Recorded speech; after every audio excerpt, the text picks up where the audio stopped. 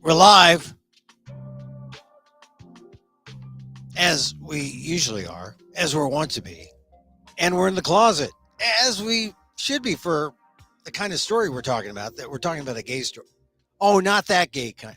We're continuing to talk about the gay story. Hey, hi everyone. It's Emil. It's Emil Guillermo. Emil, Amok to you. Man, this story it just keeps. I think we need to keep repeating this story uh, on Claudine Gay, because just so that we know what it's about. Because now we hear Claudine Gay's side. It's come out, the New York Times op-ed.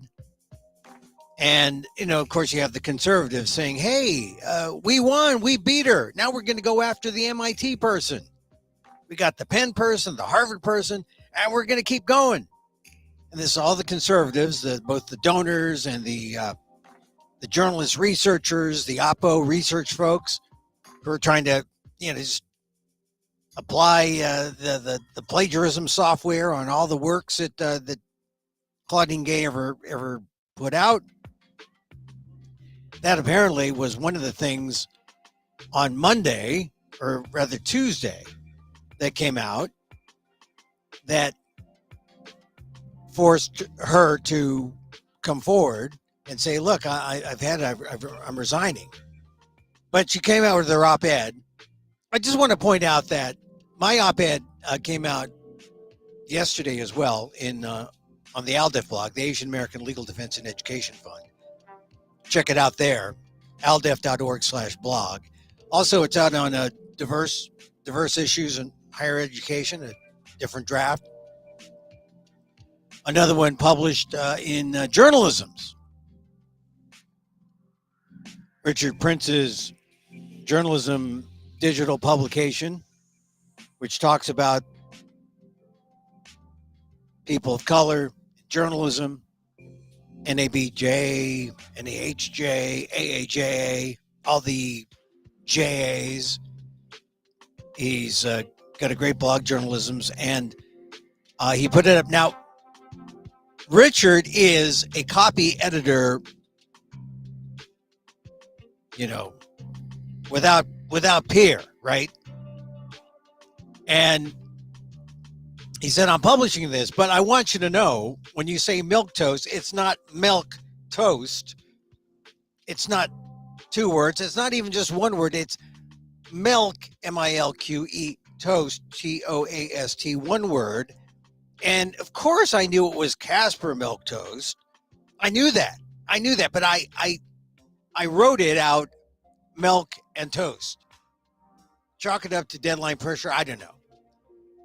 Chalk it up to like the demographics of the people who read me or who know who I am. You got to be old to know who I am. Anyway, so Richard had to point out that, Emil, it's milk toast, MILQUE, not milk toast, something that you could try at home if you have the milk and the toast. I have almond milk. I guess it would work there. I have oat milk. I guess it might work there. Toast, I have toast, but I like toast the regular way without milk. We made the correction because I could not defend it, saying in the style book, we have the modern version of milk toast, which is milk toast, two words, and not a proper, it was referred to a character, so it should be a proper noun, right? And should be capitalized. But anyway, those copy editors. And he pointed out one other thing. Anyway, you can catch my take on the whole Claudine Gay thing that I wrote yesterday on the ALDEF blog, Asian American Legal Defense and Education Fund, AALDEF.org/blog, and then also diverse issues on higher education and on journalism is getting picked up because, not many people yesterday and the day of the actual event were calling it what it was, right? A lot of people were saying, oh, thank goodness, plagiarism. I think they got her out. And if you read my column on December 15th, I pretty much said what many people are now finally coming out and saying also, that, oh, this was never about equity. This was never about, or actually, this was never about anti-Semitism.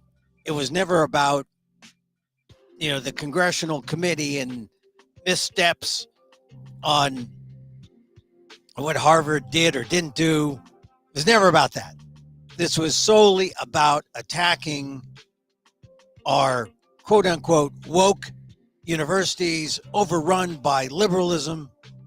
I was reading the New York Times and they had a letter from somebody. And, this is how people understand these things, right? That you got to go to these letters.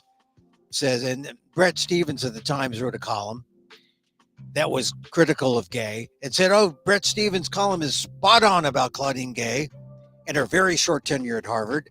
Like him, I believe that diversity, equity, and inclusion efforts have run amok. Run amok. Boy, and then that struck right to the core of me, right? Because I'm Emil Amok. Here on Emil Amok's Takeout, my takes on all things considerable. And then when I saw that, I said, no, that's running amok the other way. That shows that there can be equanimity when it comes to being amok. You could be like Bret Stephens running amok, or you could be like Claudine Gay running amok. Anyway, but this is a sentiment that I think most people came away from this, that Gay was appointed based mainly on her race and gender as evidenced by her very light resume. I mean, that's what people are saying. That's not true. And as I point out in my column yesterday, it was just what we were seeing was conservative affirmative action or white affirmative action as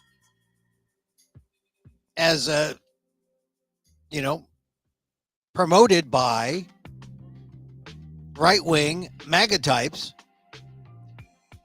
who find that Donald Trump is very qualified to be president of the United States. Not just the second time, but the first time too. That was an example of affirmative action. Affirmative action has always been white affirmative action. And in my column yesterday, I just point out, hey, this is a matter. It wasn't about, as it wasn't about that congressional hearing. The congressional hearing was about trying to undo DEI efforts in higher ed. And as one of the conservative researchers said, after Gay resigned, they themselves said, hey, we got our scalp. So I just find it interesting that people, even after Claudine, I mean, you get the Claudine Gay's op-ed in a sec, but even after Claudine Gay's op-ed, they still believe that this is about, diversity, equity, and inclusion running amok. It's not. It's about the overreaction to it running amok the other way and trying to undo it unfairly by going after Claudine Gay and going after her with a racial animus that is really unforgivable. So, like I said, a lot of people are coming to the conclusion that, yeah, okay, this wasn't about that congressional hearing and anti-Semitism and fighting that. No, this is about undoing what the perception is about higher ed in the United States, that it's overrun by liberal thought and liberal activists and left-wing politics, progressive politics, and it's not. And you can even see it from Harvard's reaction. Harvard's reaction was not exactly, they stood by Gay. Not entirely, though. I mean, I still think that, I said this in my column, that For whatever reason, Harvard did not believe that Claudine Gay was a DEI hill to die on. But I believe it should have been. It should have been. And considering, all the SCOTUS stuff from, the Supreme Court undoing affirmative action, this is sort of like the undoing of affirmative action part 2. This is the sequel. And those who were not happy enough that they've pretty much neutered affirmative action, they wanted to go even further. And they saw this as an example to go after Claudine Gay. And so the perfect reaction to that conservative digging in to truly eradicate every last bit that they see cancerous in higher ed, the reaction would have been to stand tall and to fight. And neither Harvard nor Claudine Gay chose to. I mean, and that's why I think that, you can say Harvard's liberal and Harvard's, progressive and all. No, they approach this in a very conservative way. In the end, as I say in my column, they protected the brand. The corporations, the corporate board that oversees. I used to think, look, I'm an alum. What do I know? I used to think the overseers were the top board, but no, there's a board over the overseers, the Uberseers, the corporate board. There's like 13 of them. Thanks to the New York Times for exposing that. Well, it's not that it needs exposure. It's just that most people don't know. What is the corporation at Harvard? All the ex-presidents, more hedge fund, past and present hedge fund runners than I think is healthy for a, university. I was going to say a public university, but it's not. It's private. Hedge fund runners. And so, of course, it's all about the money. Or was it? I mean,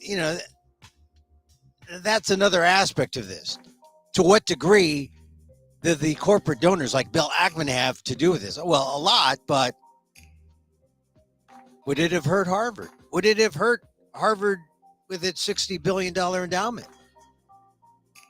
I mean, who better to stand up to the bullying of the right than Harvard? And as I point out, that it looks like because Harvard did not fight on, because of that, other schools can say, well, God, Harvard folded, and our endowment is like 1/100th of Harvard's, if that. It's a fraction. We can't fight this fight. And this is the bad precedent set by what happened this week. Now,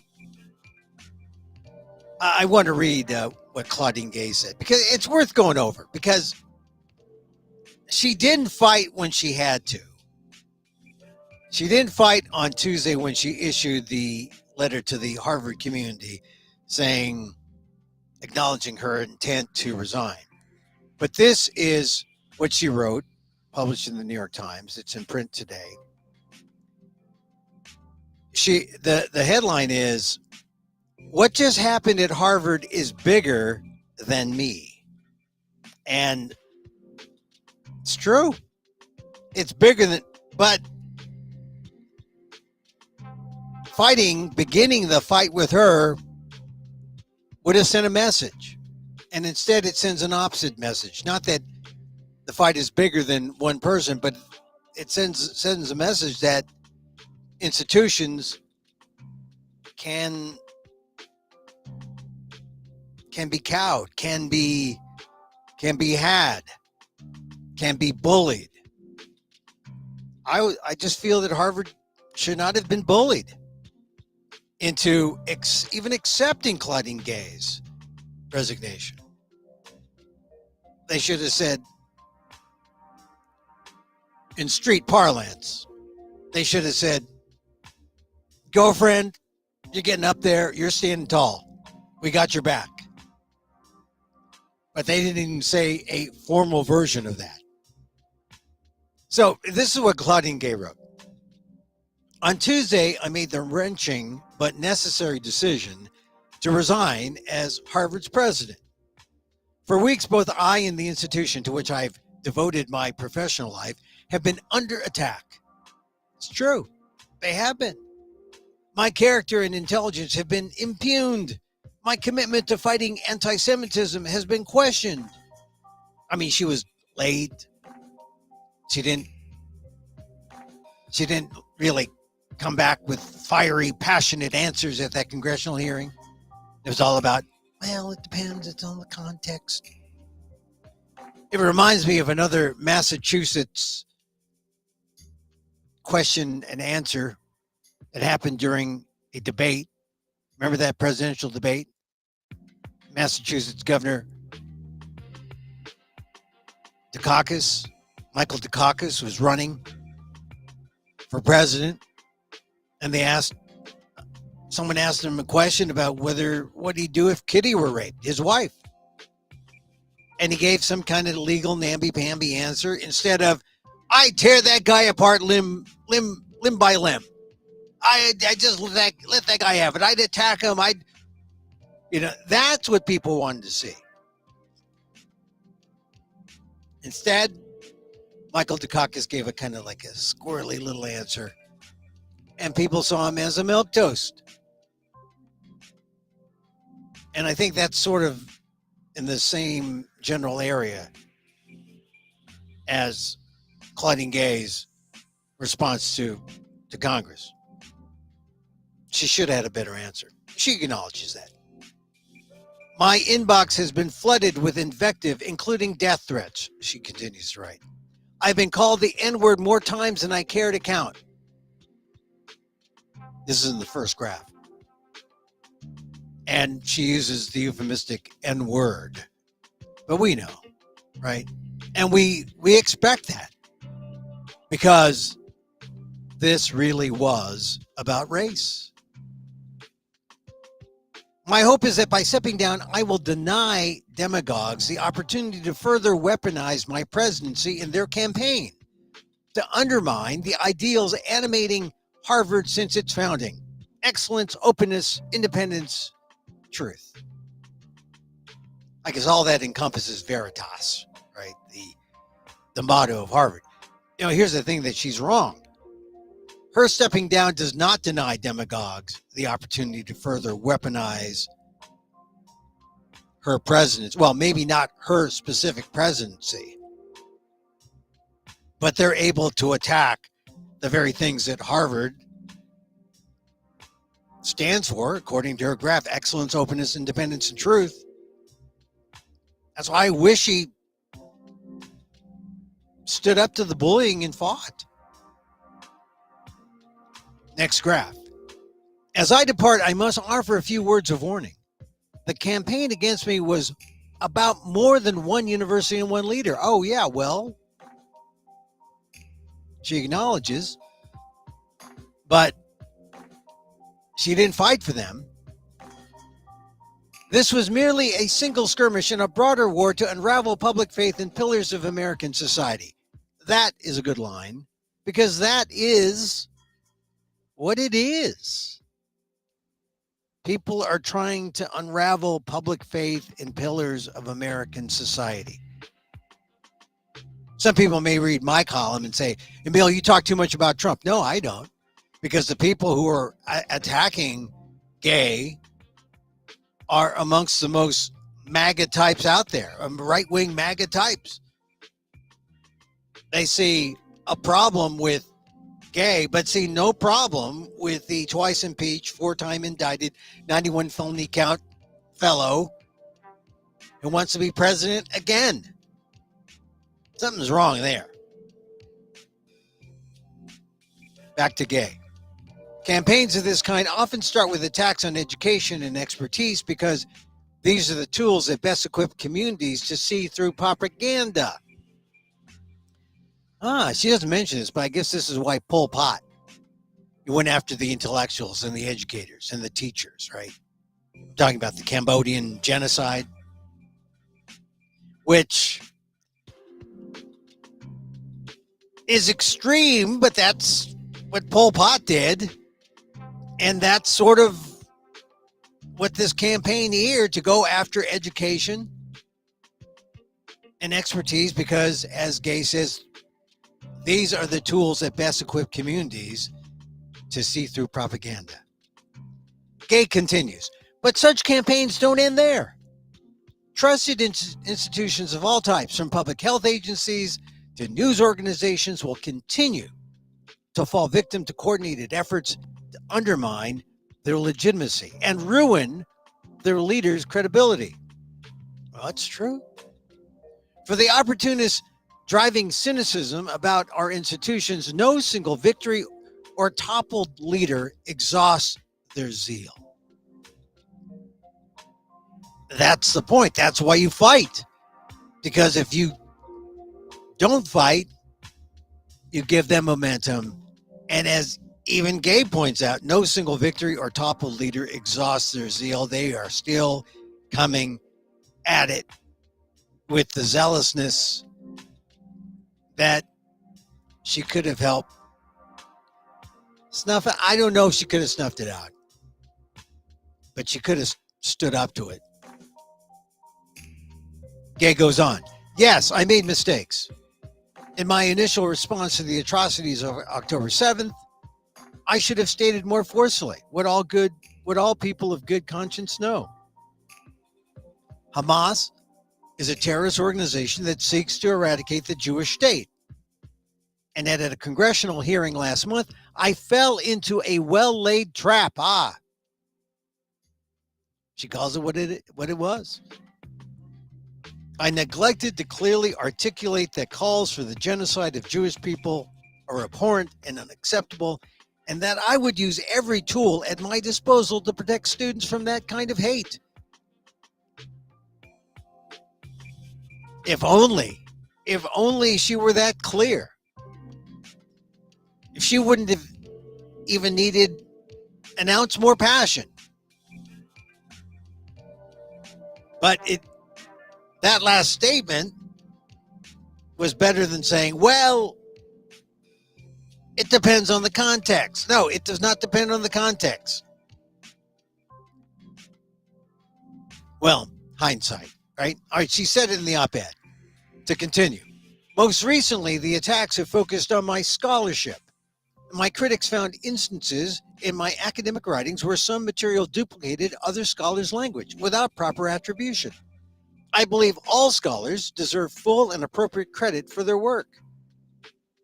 If not pay, you know that they would like better pay. Look, you can misquote me or you can not quote me, not cite me. Just give me more money. Give me the rights to your book. No, scholarship depends on citation, proper citation. When I learned of these errors, I promptly requested corrections from the journals in which the flagged articles were published, consistent with how I have seen similar faculty cases handled at Harvard. I mean, this is the thing. You know that the researchers, the Oppo researchers, have the software. They're going to go over every single bit of copy that she put out and see if there was some kind of link, some kind of DNA to something that was not cited, and they came out with close to 50. What built up to 50 instances this week. And that's when the letter came out that she wrote, that Gay wrote to the community. But here she's saying, here's her excuse. She says, I have never misrepresented my research findings, nor have I ever claimed credit for the research of others. Moreover, the citation error should not obscure a fundamental truth. I proudly stand by my work and its impact on the field. You see, I believe her. But if she believes what she wrote there, why resign? I still don't get to the idea that, and because of that, I had to resign. I mean, in this op-ed, she doesn't get to the institution is bigger than one person, and I'm going to fall on my sword for Harvard, for dear Harvard. Let's see. We'll go on. Despite the obsessive scrutiny of my peer-reviewed writings, few have commented on the substance of my scholarship, which focuses on the significance of minority office holding in American politics. My research marshaled concrete evidence to show that when historically marginalized community gain a meaningful voice in the halls of power, it signals an open door where before many saw only barriers, and that in turn strengthens our democracy. Well, it's true. It's true. You know, we all want inclusion, or to be included at the table, the halls of power. I mean, that's why when I went to Harvard back in October for this Asian American alumni summit, very pleased to see Michelle Wu, the mayor of Boston, to see her talk about, you know, what she's doing to make sure that historically marginalized communities have a meaningful voice in the halls of power. Throughout this work, I asked questions that had not been asked, used then cutting-edge quantitative research methods, and established a new understanding of representation in American politics. This work was published in the nation's top political science journals and spawned important research by other scholars. Never did I imagine needing to defend decades-old and broadly respected research, but the past several weeks have laid waste to truth. Those who had relentlessly campaigned to oust me since the fall, often trafficked in lies and ad hominem insults, not reasoned argument. They recycled tired racial stereotypes about Black talent and temperament. They pushed a false narrative of indifference and incompetence. Stereotypes, false narratives. She's right. It is not lost on me that I make an ideal canvas for projecting every anxiety about the generational and demographic changes unfolding on American campuses. A Black woman selected to lead a storied institution. Exactly. She was the first Black, the second woman. She did not come from public schools, but was brought up in prep school, private school. I mean, this was her world. Someone who views diversity as a source of institutional strength and dynamism. Someone who has advocated a modern curriculum that spans from the frontier of quantum science to the long neglected history of Asian Americans. And hallelujah to that. You know, one of the things about Colliding Gaze, she hired some of the first Asian American professors. But one thing that bothered